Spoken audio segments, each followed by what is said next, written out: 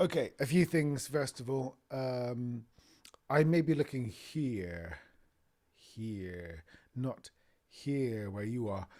That's because I've just moved to a new Mac. I'm now on my Mac Studio, but I haven't really set up my camera and other shenanigans yet, so everything's a little wibbly wobbly. Uh, One of the things is my monitors aren't quite where they should be, and you here on the internet, you're not where you should be.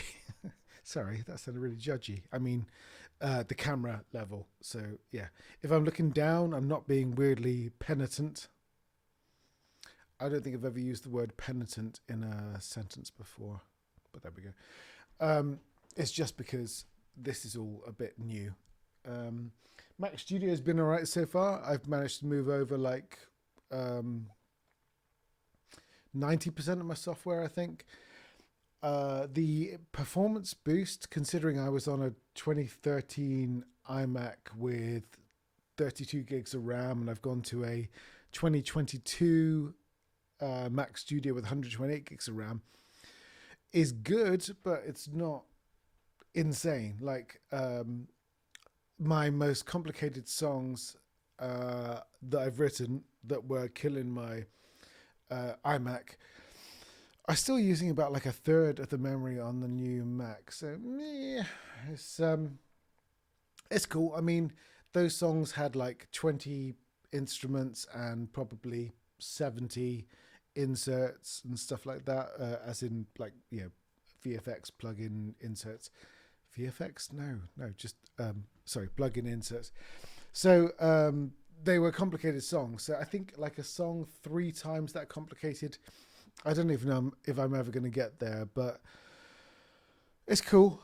It's just I paid a lot of money for it. I kind of thought it would be like infinitely better, where it's only actually about four times better. So yeah, it's fine. It means I can write without restrictions now, which was the main concern, because I was starting to find for like complicated tracks, if I wanted to add in like three new string parts, I just wouldn't, because I was running out of space, and that's stupid. So that restriction's been lifted. An interesting new problem is if I'm kind of insecure about a piece of music, something I tend to do, which I'm sure a lot of composers do, is throw the kitchen sink at it. I start chucking in everything to see if it works. And before, I couldn't throw too many things in because I would run out of memory. And it was like a natural restriction, which it turns out may have been a good thing, because a few recent songs I've been working on, like I've kind of sort of been a bit directionless with them. And instead of having to pick like three new instruments to put in and then my memory's out, I've chucked in like fucking loads.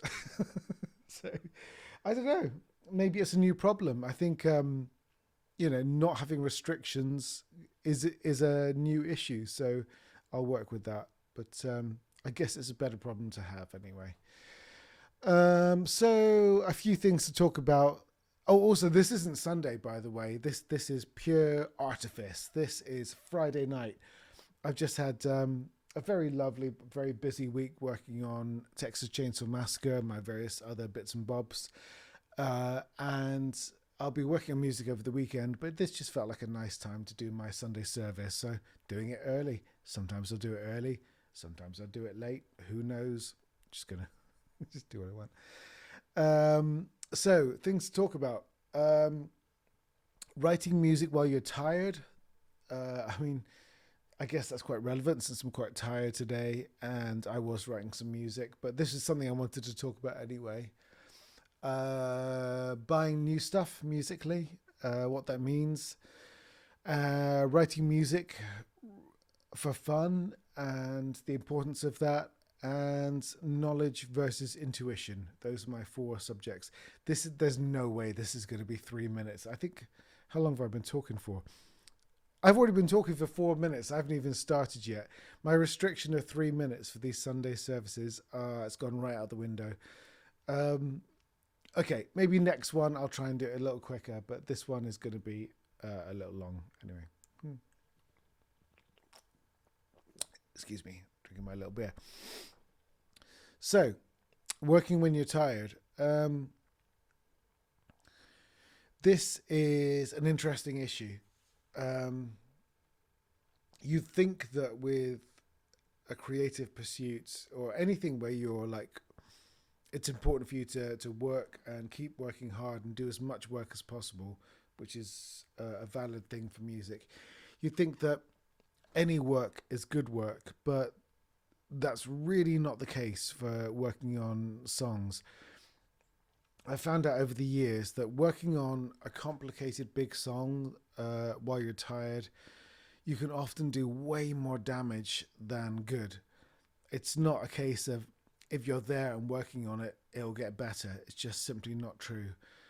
Um, so if you're tired and you've got a really complicated song that's kind of like in the doldrums and you're not sure where it's going, honestly, don't work on it. Probably the very best thing you could do is eat and drink healthily, drink a lot of water, do some exercise, go to bed, wake up refreshed, and then look at the song again, see what you can do. That's the that would be the perfect situation. Um, if you got like nervous energy and you feel like you're frustrated that you haven't managed to get any progress on the song, then take the energy elsewhere. There's always a million things you could do. Work on your website, do some social media stuff to get some awareness of the music you're doing or whatever. Clean your house, whatever.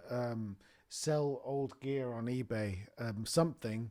There's a million creative or useful things you could be doing that are a lot better than destroying your song by working on it while you're tired. It's not safe to work on a song while you're tired. It's like operating heavy machinery. Um, yeah, you can fuck your song right up by just you'll throw in shit because you're tired and your ears are tired. You can't hear properly. You'll make bad mix choices. You'll have to untangle the next day. So yeah, it's an important bit of advice. I think just stay away from your music when you're tired. You'll do yourself no favors. Um, Buying new stuff. I mean, this is kind of a known thing, I suppose, but and it's hard not to constantly want to buy new technologies because everybody like you get into a cycle like you if you start buying software by lovely people like Spitfire, Native Instruments, Heaviosity, 8DO, I said Native Instruments already. All of the these people that make amazing software that help you make your lovely music. It becomes a bit of like a dopamine thing that you want to keep buying stuff and keep using new things because it's exciting. New tools are exciting. They're lovely, pretty toys, and you feel like if you get them, you can do something new with your music. Yes, to an extent. What I would say is if you're working on stuff, make sure you only buy tools in the area you're working in. So if you're making some music for like a sci-fi game, just only allow yourself sci-fi tools. If you're making orchestral music, then you don't need that new library of like electro synthwave samples or whatever it is that you're eyeing up. Just at least keep in the context of the stuff that you're working on at the moment. That's a starting place, I think. Generally, though, if you've bought like 5 things over the last few months and you haven't spent more than a few hours with each of them, then have a think about that. Just stop, go back, try writing a song with everything you've bought over the last 6 months and just dig into them. I don't think anybody, including me, that buys new stuff all the time to work on music with, really digs into the stuff they buy. You kind of get you obsess about it, you want it, you get it, and then you kind of like, yay, I've got it and it's done. No, that's no good. So just if you're buying stuff, make sure you're learning how to use it because I swear 90% of composers only know 10% of how to use their tools. Maybe it's just me. Maybe I'm shit, but oh no, maybe it's just me. No, I swear everyone just doesn't really learn their tools properly. Um,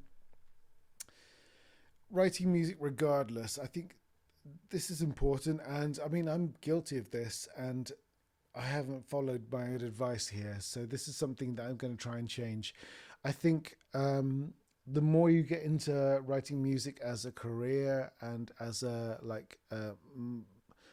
I'll say money making business. It's not like you're. I mean, anybody that just does music to make money is a fucking twat. I mean, why would you do that? That's horrible. It's vulgar to do it that way. If you can make money from music, that's awesome. But I don't think any genuine composer is doing it because they want to make money as a priority. Like, go and work on Wall Street or something if that's what you want to do. Money is just a thing. You don't need it.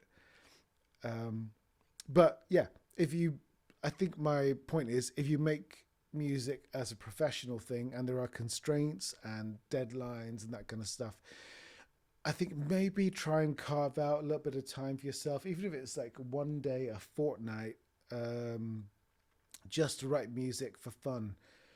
And I really need to do this as well. Just take one night and remember that you love music, because if you think about music when you wake up in the morning and what you think is, oh my God, I've got so much to do. Why didn't I finish that? I didn't send off that demo. The guitar bit in that other song sounds shit. And I still have 3 stems for the other person. I mean, it's kind of weird if music becomes a sensation of stress. So I think at least once a week, if you can, once a fortnight, that's all you can do. Just maybe spend an evening writing music. Just open up Cubase or whatever your DAW is and just write some fucking music, just because you love music and music is amazing. And even if at the end of the night you want to throw it away, maybe it's good to throw it away. Maybe don't save what you do. That's kind of cool. But don't let music become work, I think, is my important message there. And I think I need to remember that myself. Final thing is knowledge versus intuition. This is a funny one. So I'm completely untrained as a musician.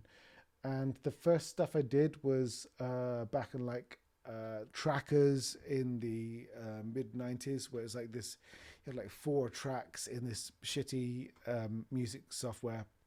I put in like some drums and like pitchy instruments. It sounded terrible, but kind of awesome as well. And I went from there into my first like goth band, Sneaky Bat Machine, in like 1995 or something.